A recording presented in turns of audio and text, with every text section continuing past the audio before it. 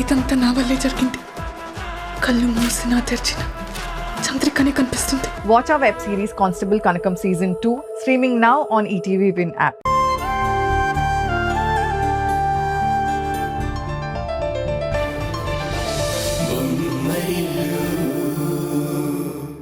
మొగుడిని పోలీసులు అరెస్ట్ చేసి తీసుకెళ్ళినా కనీసం స్టేషన్కి వెళ్ళి మొగుడు మొహం చూసిన పాపను పోలేదమ్మా మహా ఇల్లాలు.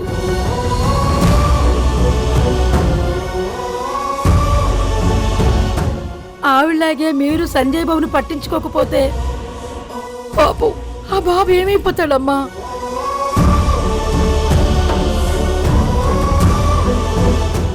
బాబు, మీ విషయంలో మీ కొడుకు చేసిన తప్పుకి మీకు అతని మీద కోపం ఉండొచ్చు, కానీ చేయని తప్పుకు అరెస్ట్ అయినందుకు అతని మీద జాలి కూడా ఉండాలి కదా బాబు.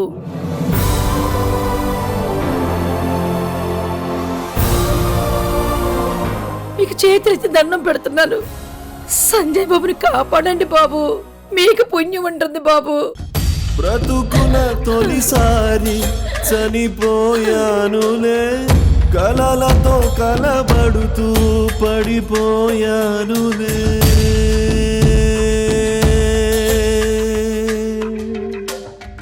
శిథిల సౌధంలాగా వాడిపోయానులే, విధితో విధి లేక ఓడిపోయానులే.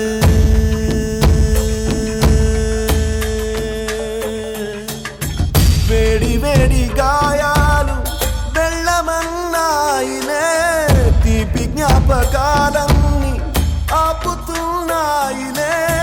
వెళ్ళలేక ఆగలేక వెల్లువయ్యానులే.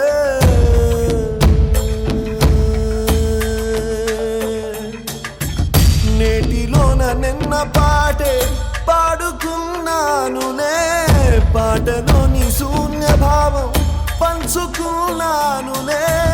ప్రేమనే నాటకాన పిచ్చి ప్రేక్షకుండిలే.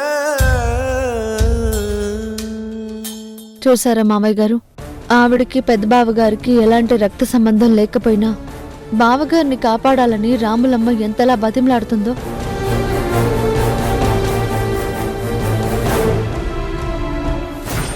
ఆవిడే అంతలా బావగారి గురించి ఆలోచిస్తే మనం ఎంతలా ఆలోచించాలో ఆలోచించండి అత్తయ్య. చూడమ్మా, ఈ విషయంలో నేను బాధపడటం తప్ప ఏమీ చేయలేను.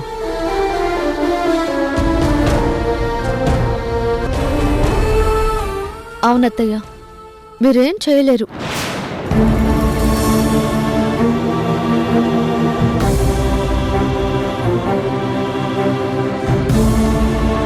ఆ రోజు మీరు కార్ యాక్సిడెంట్ చేసినప్పుడు ఆ కేసు తన మీద వేసుకుని పోలీస్ స్టేషన్కి వెళ్లి లొంగిపోయిన సంజయ్ బావ గారి విషయంలో పాపం మీరేం చేయలేరు.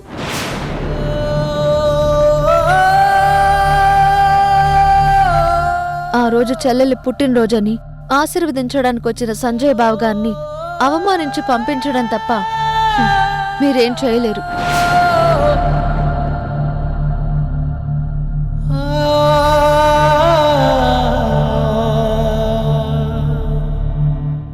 మావయ్య, బావగారి వల్ల మీకు కష్టం కలిగింది కాబట్టి ఇప్పుడు బావగారికి కష్టం వచ్చినా మీకు సంబంధం లేదు అనుకుని మీరు కూడా ఏం చేయలేరు కదా.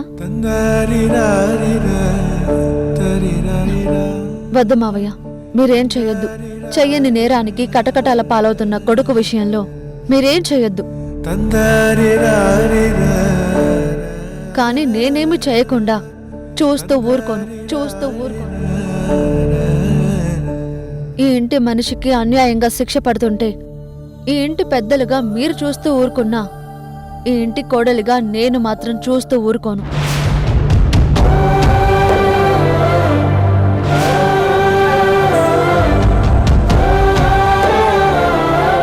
నా వంతు ప్రయత్నం నేను చేసి నా మెట్టినింటి పరువు నేను నిలబెట్టుకుంటాను.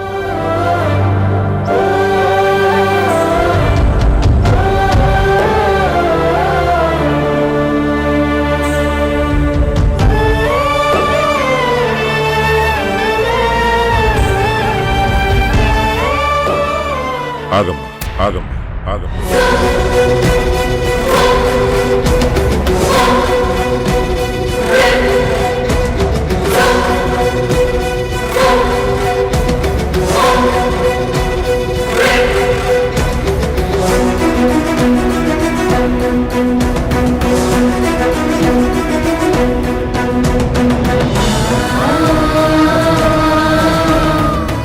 తల్లిదండ్రుల విషయంలో పిల్లలు తప్పు చేయొచ్చు, కానీ పిల్లల విషయంలో తల్లిదండ్రులు ఎప్పుడూ తప్పు చేయరు.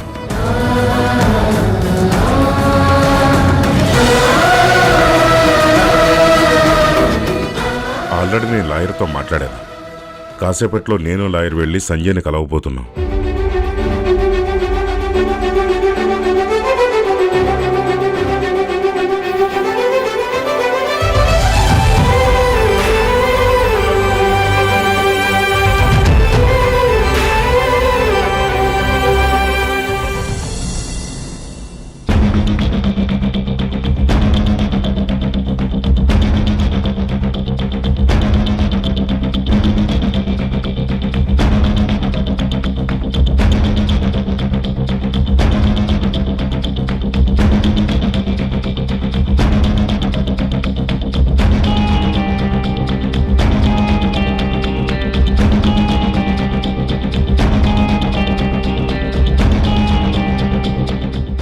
మీ పేరు? నా పేరు సంజయ్ సార్. ఏం చేస్తుంటారు? తేజ ఫార్మాస్యూటికల్స్ కంపెనీకి ఎండీని. మీ కంపెనీ ప్రొడక్షన్ స్టోర్లో ఉన్న ప్రొహిబిటెడ్ డ్రగ్స్ని నార్కోటిక్ అధికారులు రెడీ హ్యాండెడ్గా పట్టుకున్నారు. దానికి మీ సమాధానం ఏంటి? ఎంతకాలం నుంచి ఆ ప్రొహిబిటెడ్ డ్రగ్స్ని మీ కంపెనీ ప్రొడక్షన్ చేస్తుంది?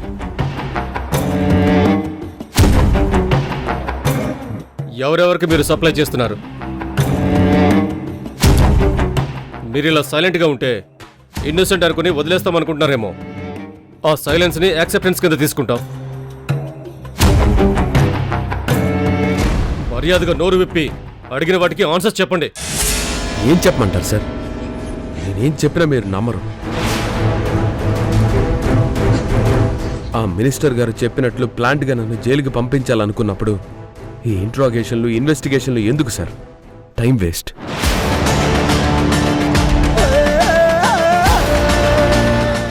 మీకు కావాల్సిన సమాధానాలు రాసుకొని మీరు చెయ్యాలనుకుంది చెయ్యండి.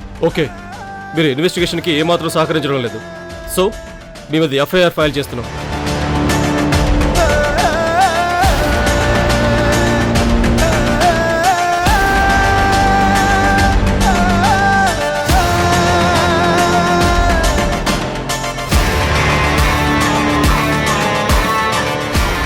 హలో ఎస్ఐ గారు, నమస్తే.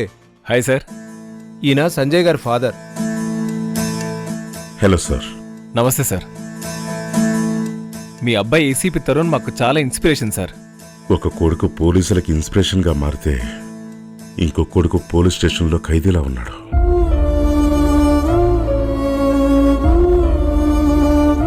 సంజయ్ గారి కేసుని నేను టేకప్ చేశాను. ఒకసారి ఆయన కలవాలి. అదిగో ఆ సెల్లో ఉన్నారు, వెళ్ళి కలవండి. Thank you sir.